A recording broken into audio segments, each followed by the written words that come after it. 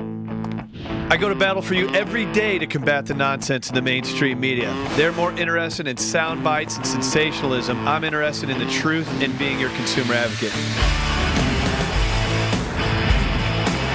My ultimate goal is to help you win in any marketplace, and I'm bringing an edge in the real estate and financial game.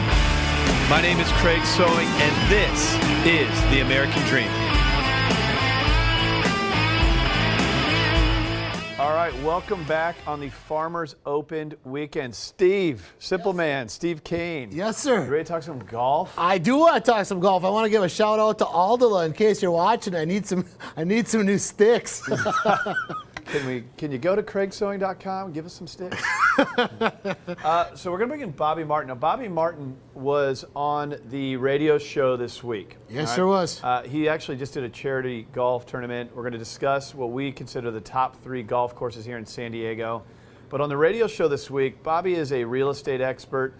He helps a lot of our listeners and our viewers move up into a bigger and better home. Have some success stories from him in 2013 where he's able to help people do this. Right. On the radio show this week, you see him here. He actually changes course. He talks this week about moving down.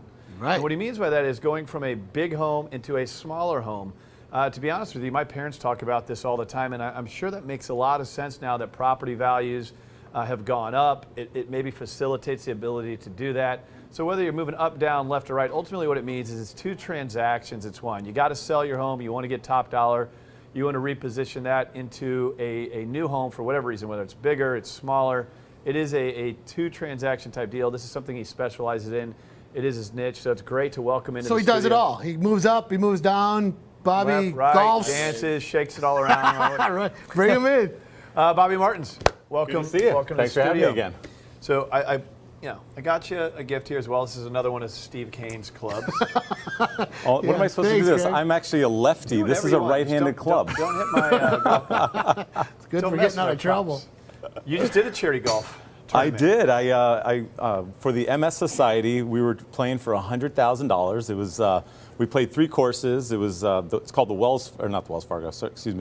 Lexus Tournament of Champions. Here's Bobby. Here we go. with Look at that southpaw. golf swing. Look at huh? that. I love I've it. played golf with you before. Does that make me a pro golfer you're now not that I'm on good. TV? Well, hold on. Oh, is that a swing and a miss there? No. That was a practice What? swing. Oh, they're redoing That it. is a really pretty swing. You missed again. It's I about hit the 5 ball misses. straight as can be, but it came up short and went into the sand trap. So, bummer. anyhow, it was a There it is. Yeah, Anyway. it was a great time. We got to play Pebble Beach, Spyglass, and Spanish Bay. Wow. Got to 3 meet, rounds. 3 rounds, What 3 was days. the charity now? It's called the event, the tournament is the Lexus Tournament Champions for Charity. Excuse me, is what Okay. it's called. We were playing for the MS Society, the local chapter here. I bought it at an event here that they were doing locally, and it was the best time. I mean, That's it was- awesome, man. Yeah, we met all kinds of pro golfers and got to really soak it in and enjoy the courses. I think it's cool that we prepare to have a great show every Saturday here on UT Replayed on Sundays, and we talk to you experts that are very well respected in the market. And there's all this information you can bring in, and when we talk to you about what you want to discuss, you talk about the charity you're in. I think that's pretty cool, and it gives us the opportunity to talk about golf here today. So, Simple Man, golf is your favorite sport. You are actually pretty good at it. I played in a little tournament, what was it, our gentleman's trip that we did with my dad and brothers? Yes, well, that has Played to be Wolf. an annual Is that trip now. what it was? Wolf? I love that game. Oh, he's a great guy for Wolf. But so I wanted to drill down on the best courses here in San Diego. You know, let's start with you, Simple Man. What do you view as the best course in San Diego? Without a doubt. I mean, my favorite, I don't know if it's the best course in San Diego, and I don't know if we're talking about the best courses in San Diego, but Torrey Pines. You know, I go there all the time, and the thing I love most about Torrey Pines, I can't play this weekend, but is going and just putting my name on the big board and getting a tee time and then playing. We're usually, going out by myself and getting matched up with 3 people from, a lot of times from all over the world. And having that experience to play that course with those kinds of people, and Torrey's just it's my favorite. I'm a card holder for the San Diego residents, and if you don't have one, it's $35 and you play that. Torrey Pines and Balboa, and you know what? It's by far, but to me, it's really, the best course. you bring up a good point. It's got a great deal. Yeah. I haven't had it for the last year or so, but a couple of years ago, For like 25 bucks, if you're a resident, after 3 p.m. on a Friday, you could go play until it was dark. I mean, Torrey Pines. It went up a little bit over the last year and a half or Inflation? so. Yeah. Yeah, well, it's not good for mortgage rates either. We're not going to go down that rabbit trail. Good, obviously a good choice, Torrey Pines, and not only that, not only for golf, great 19th hole, and great hiking. It's Torrey Pines. That's why people come to San Diego. I'm going with Steele Canyon. Ooh. Steele Canyon is my favorite course in San Diego. It's inexpensive. It's fun. It's in East County. There's, 36 holes, Steve? It is 27 holes. I think there's 3 nines. No, 36.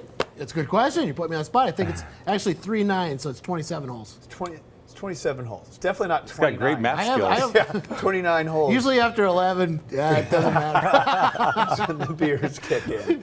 Just put in It's pars a and great birdies. course. There's a bartender there named Bonnie. She's about 60 years old, and she was years ago the first woman fan of the radio show that spotted me outside the show, and I got to sign an autograph, man. I thought it was nice. kind of a cool deal. So I'm a little impartial to Steele Canyon. I always have a good time out there. What's your choice? Well, if I actually love Torrey Pines. That's one of my favorites as well. For a public course, that's by far the best in San Yep. Diego. I'm going to go private, just from a course standpoint. Okay. The Bridges Ranch of Santa Fe is amazing. The greens are true. They're fast.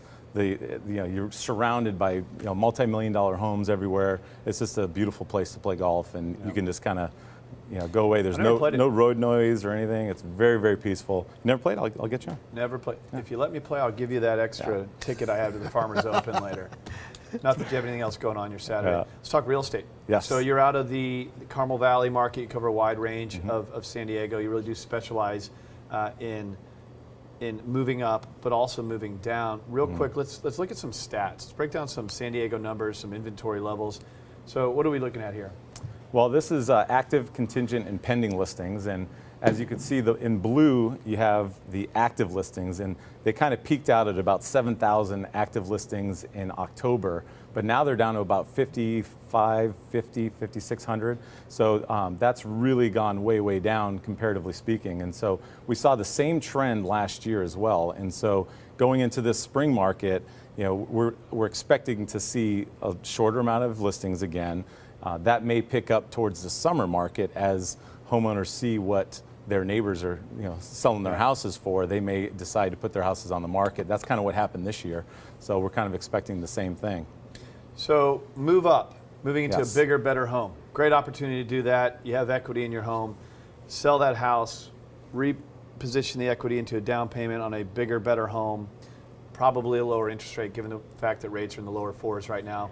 However, on the radio show this week, you talked about moving down. Yeah, you So were take a- surprised. You were like, what? Yeah, I thought you were Move Up Bobby. It's moveupsandiego.com. Yeah. But the word up, what it really means is moving into something better. Yeah. What you do is you facilitate 2 transactions, getting the most out of Exactly. this one and leveraging it to get the most and best use out of this one. Mm-hmm. Now, in this time that we live in, you have the baby boomers that are retiring. The population Yeah. is still growing. We have an article here that I know that you're going to pull some stats from, discussing how now it might make sense to actually move into something smaller. Now, this hits right at home with me because my parents are talking about this all the time. Now, they live in St. Louis, Missouri. My mom is saying, "Oh, we're not going to be able to get up the stairs in a few years," which is nonsense. My dad's poured his heart and soul into this home. So, of course, he doesn't want to sell it. But, they're starting to have those conversations.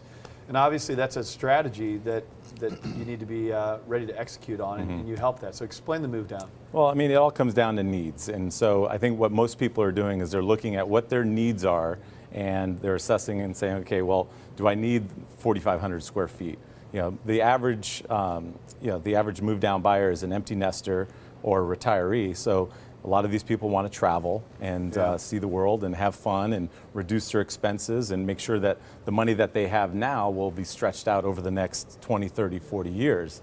But the interesting thing is, you look at the population shifting, as the boomers get older, the amount of people working compared to not working, it's going to be astronomical. I mean, it's going to talk double. about Social Security? It's going to double. Social Security, I'd be surprised if it's around. When you and I need it. But so that, I looked at last year's sales and I was like, wow, it really helped a lot of move down buyers as well, not just move up buyers. And so, you got a lot of those people from if you look at 2008, 2007 when the market crashed, Yep. that froze a lot of people from doing anything because if you That's had what I was going to ask. Yeah. So last year we saw property values go up 20%, Mm-hmm. depending on what market you're in. Do you think now people are starting to get in the game and do this year, 2014, as a result of, hey, now I got equity. Now it actually, Mm-hmm. Yeah. I'm not underwater anymore. It makes sense. Mm-hmm.